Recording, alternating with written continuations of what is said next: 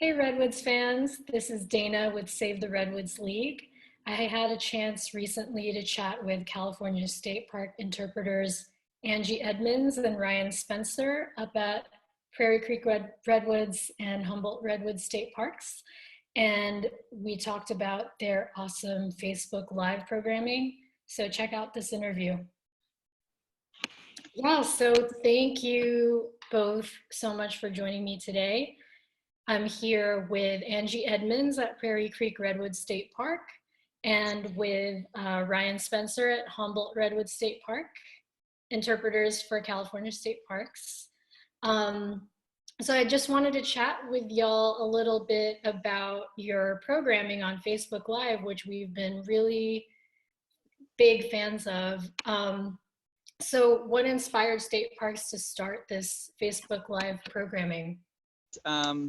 That's a great question. We started this. It was an old idea to start doing more live streams, and we had dabbled in live streams and Facebook Lives here and there over the last couple of years.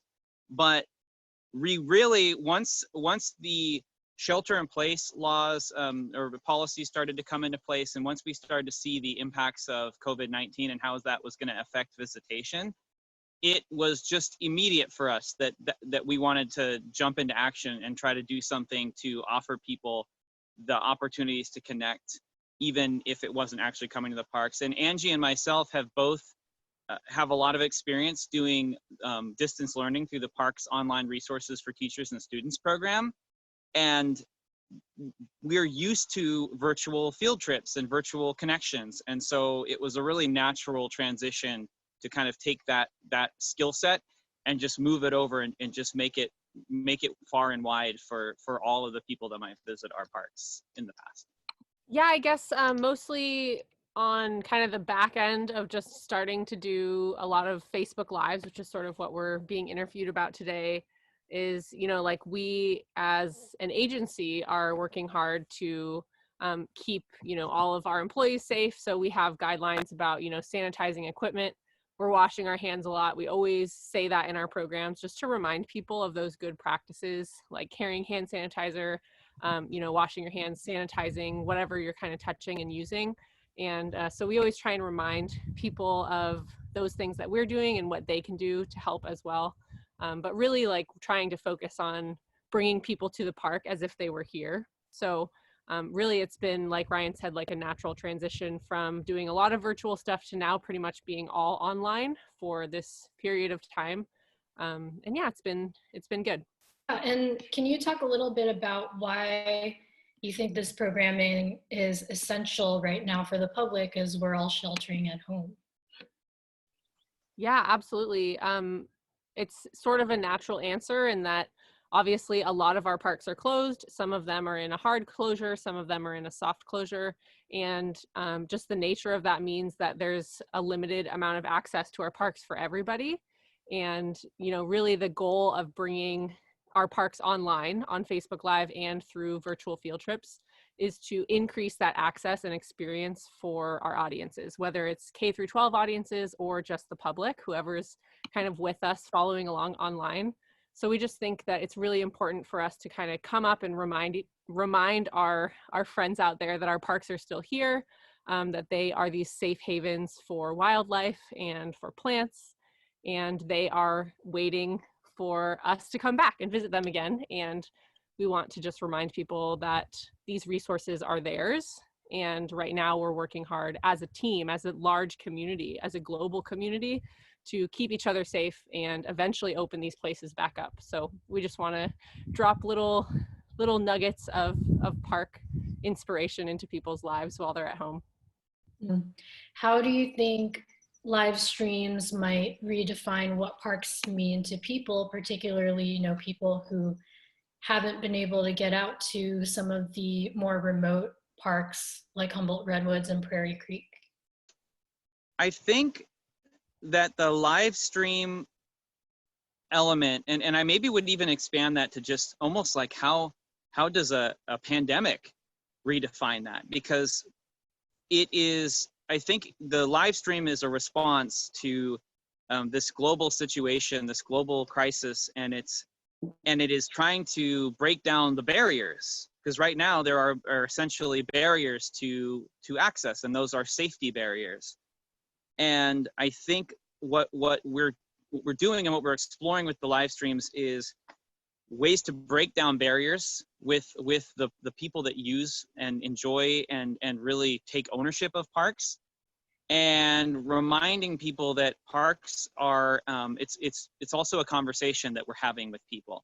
But more importantly, I hope that the conversations that we've been having on the side about expanding access and visibility and representation in our parks, that we have those conversations and put those to action. So we've had a pause where we're able to really reflect and look within ourselves on how we can be better stewards and how we can be better, make ourselves more available and accessible to the general public, whatever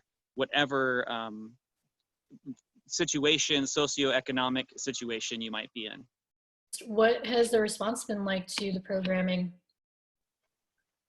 Yeah, overall, it's been really positive. It's been, new for us in a lot of ways of, doing these live streams where we're getting feedback as we're giving the program, on a screen instead of like on people's faces or watching their heads nod. And so we have to sort of acknowledge that our audience right now is sort of limited in a way to like the amount of people that follow us on Facebook. So we're hoping that like this will expand our Facebook audience so that we can reach more people. But some of our videos are getting, 2,000 or 3,000 views, which is awesome. And it's pretty amazing because there's no real situation in like a traditional park program situation where you would be talking to that many people at one time, like in a campfire center. So yeah, overall the response has been really positive and people have been great and supportive, and usually just commenting in like, thank you, this was, so nice to see the park, this is one of my favorite parks, or wanting to see certain things. So in some cases, our audience members are coming in with previous experience about the place, which is really great because they can kind of add on to what we're saying. And it makes the programs more fun for us and for other people that are watching when people are typing in their personal experiences and their questions and things like that. So it's been a really fun way to interact with our audience, even though we can't see their faces and see their smiles. So yeah, just kind of living off of likes and hearts and comments and questions and getting our fill of audience interaction that way.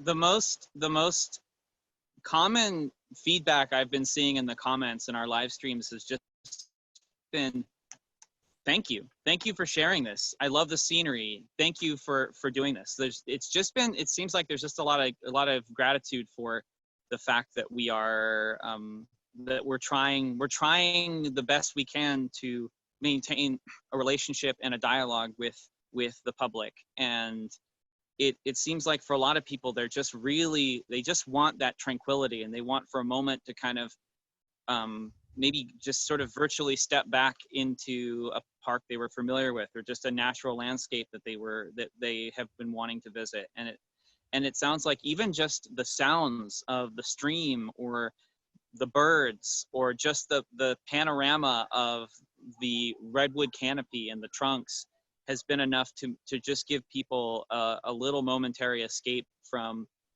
everyday life and from maybe their current stress level. And what is the most fun part of your job and doing the live streams also? There's so many fun things. Let me think for a moment. I would say my favorite, or the funnest part of my job is getting to connect with people. I've said this multiple times, but I really love sharing enthusiasm with people, and teachers call this like the light bulb moment. And I, to this day, have light bulb moments myself, the aha moment of like, oh, that's so cool. That just natural kind of infusion of enthusiasm into your energy. And I think that when you share something really interesting or something really amazing or something really beautiful with another human, you develop this connection that is at sort of the heart of human connection, right? And so I think my favorite part is watching people kind of learn something new and have an aha moment, and having those moments right alongside them as well. you see people's passion, and you see people's love and appreciation come out when they come and visit these spaces. And it's just to be able to see that light in people's eyes, and just to be able to see that that connection that people are making. It always takes me back to when I was making those same kinds of connections and being so amazed by these places. And so you kind of live vicariously through every person that comes through here. And to me, that's the most fun. It never gets old. Well, cool. Thank you so much, Angie. Thank you, Ryan, for joining me today and for taking us out to Prairie Creek and Humboldt Redwoods. We'll see you online on Facebook Live. Awesome. Yeah. Thank, All right. Thanks so thank much you for for having having us. us. Thanks for tuning in, Redwoods fans. Check out California State Parks North Coast at facebook.com/North Coast Redwoods.